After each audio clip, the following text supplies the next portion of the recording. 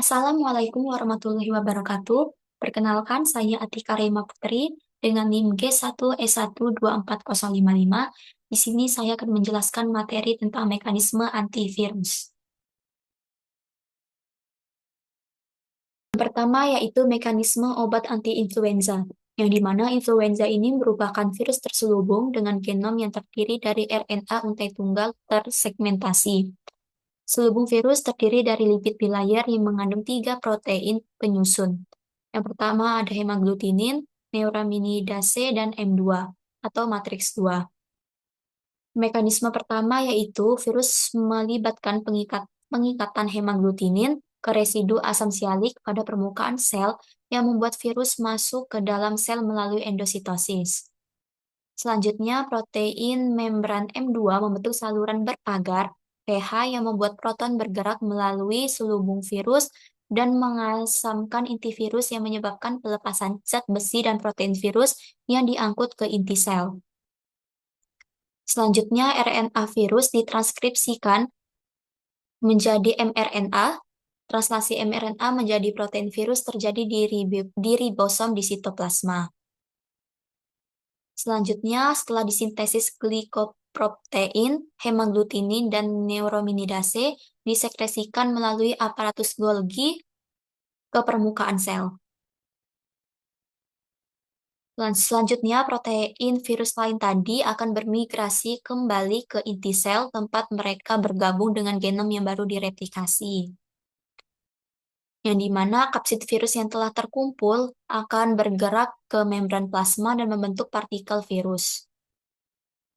Enzim neuraminidase virus menghilangkan reseptor asam sialik dari permukaan sel. Pada obat anti-influenza ini ada beberapa obat. Yang pertama ini ada M2 ion channel inhibitors, yang dimana mekanisme kerjanya dengan memblokir saluran M2 dan membatasi lewatnya proton untuk memicu pelepasan gen virus ke seluruh sel. Selanjutnya di sini ada balosavir, yang dimana mekanismenya dengan menghambat secara selektif endonuklease yang bergantung pada CAP. Dengan memblokir virus ini, replikasi virus influenza dapat dicegah. Dan yang terakhir ada neuraminidase inhibitors, yang dimana mekanisme kerjanya dengan menghambat enzim neuraminidase virus pada permukaan partikel virus, sehingga virus tidak dapat keluar dari sel.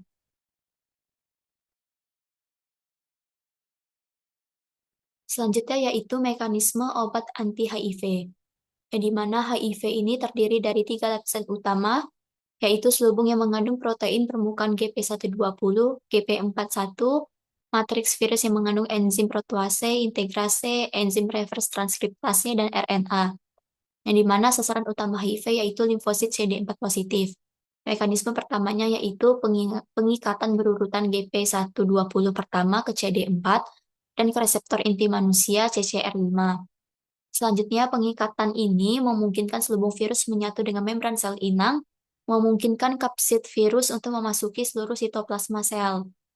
Selanjutnya, selama pengadaan, genom RNA untai tunggal dilepaskan ke sitoplasma, di mana enzim transkriptase reverse mengubah RNA virus menjadi DNA untai ganda. Enzim integrase mengikat DNA virus, mengangkutnya ke nukleus, dan memasukkannya ke dalam DNA sel inang. Salinan RNA genom HIV serta untaian mRNA yang lebih pendek diangkut keluar dari nukleus.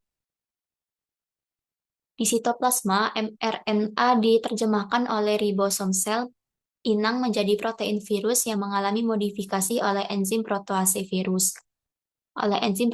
HIV, yang dimana protein struktural dan enzim replikasi yang dihasilkan bergabung dengan RNA genom virus untuk membentuk varian baru yang kemudian keluar menempel pada sel inang sehingga menciptakan virus baru yang mampu menginfeksi sel lain. Adapun obat-obat yang digunakan sebagai anti-HIV ini, yang pertama itu ada entry inhibitors, mekanisme kerjanya dengan mengganggu pengikatan, fusi, dan masuknya varian HIV ke sel CD4. Selanjutnya ada NRTI3, mekanismenya dengan menghambat transkripsi balik dengan menyebabkan terminasi rantai setelah dimasukkan ke dalam DNA virus. Yang ketiga ada NNRTI3, Mekanismenya dengan mengikat dan mengubah sifat enzim transkriptase balik sehingga menyebabkan penghambatan non-kompetitif. Yang keempat ada integrasi inhibitors. Mekanismenya dengan mengintegrasikan materi genetiknya ke dalam DNA sel inang dengan memblokir kerja enzim integrasi virus. Dan yang terakhir ada protease inhibitors, mekanismenya dengan memblokir aksi enzim protease HIV sehingga mencegah pemecahan virus menjadi protein aktif untuk perakitan partikel virus baru.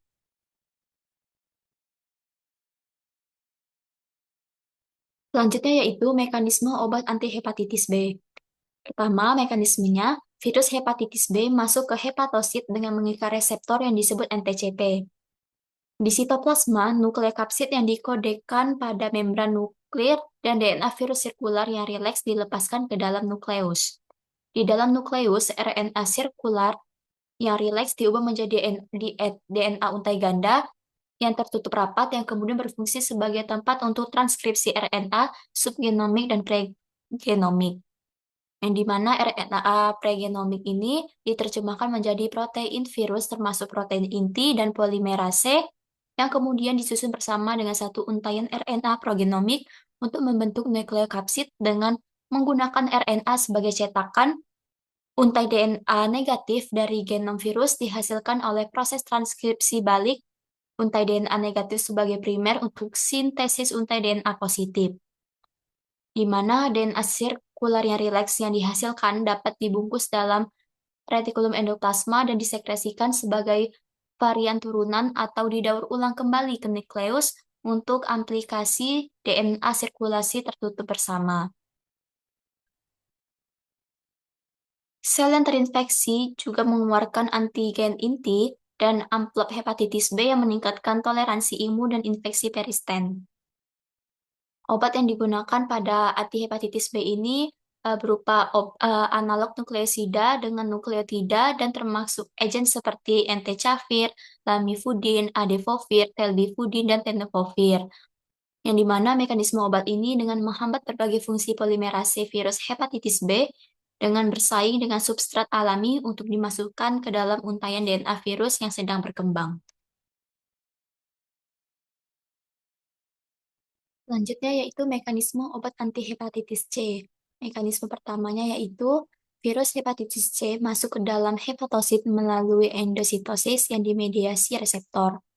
Selanjutnya, setelah fusi membran dengan penguraian kode, RNA virus untai tunggal positif dilepas ke dalam risitosol dan diangkat ke retikulum endoplasma kasar. Setelah disintesis, poliprotein virus diproses oleh protease seperti NS3 atau 4 serina protease yang membelah 4 situs non-struktural untuk menghasilkan protein matang yang membentuk kompleks dan memulai replikasi. Dua dari protein ini merupakan target penting dari obat antihepatitis C. Yang pertama ada NSSA yang mengatur replikasi RNA virus hepatitis C, sedangkan NSSB sebagai RNA polimerase dependent RNA yang menghasilkan intermediate RNA untai negatif untuk membentuk banyak salinan RNA virus untai positif. Selanjutnya, RNA virus yang baru direplikasi diselubungi di antara membran yang berasal dari tetesan lipid dan retikulum endoplasma lalu dilepaskan dari sel terinfeksi melalui eksositosis. Yang dimana obat antihepatitis C ini ada beberapa obat pilihan. Yang pertama obat pilihan yang melibatkan interferon buatan, yang dimana interferon ini keluarga protein alami yang mengganggu kemampuan virus untuk menginfeksi sel dengan menghasilkan serangkaian efek antivirus. Dan yang kedua itu ada interferon spesifik, dapat disintesis untuk mengobati hepatitis, contohnya itu ada pengiferon alpha 2A atau alpha 2B. Selanjutnya yaitu mekanisme obat anti-herpes, yang dimana nukleosida harus difosforilasi menjadi bentuk trifosfat aktifnya. Mekanisme pertama itu, timidin ini secara berurutan difosforilasi menjadi monofosfat, difosfat, trifosfat, lalu DNA polimerase dapat memasukkannya ke dalam rantai yang sedang tumbuh. Selanjutnya, virus herpes ini punya sistem enzim unik untuk mendorong reaksi, yaitu kinase tirotoksik virus atau yang disebut timidin kinase. Untuk memfosforilasi tiroktosis menjadi tirotoksik monofosfat. Timidin kinase ini mengenali obat anti herpes yang secara struktural menyerupai nukleosida guanosin seperti asiklovir, ganciclovir, dan penciclovir. Yang dimana timidin kinase ini menambahkan gugus fosfat ke molekul obat yang memungkinkan kinase seluler lainnya untuk menambahkan 2 gugus fosfat lagi, sehingga menghasilkan substrat trifosfat untuk enzim DNA polimerase virus. Yang dimana produk trifosfat kemudian menghambat DNA polimerase dengan bersaing dengan nukleotida alami atau akhirnya dimasukkan ke dalam DNA yang sedang memanjang yang menyebabkan terminasi rantai. Adapun contoh obat seperti valacyclovir, valganciclovir, dan famciclovir ini itu hanya bentuk produk dari 3 obat lainnya yang dirancang untuk meningkatkan bioavailabilitas atau ketersediaan hayati. Baik, sekian penjelasan materi dari saya tentang mekanisme obat antivirus. Saya akhiri, wassalamualaikum warahmatullahi wabarakatuh.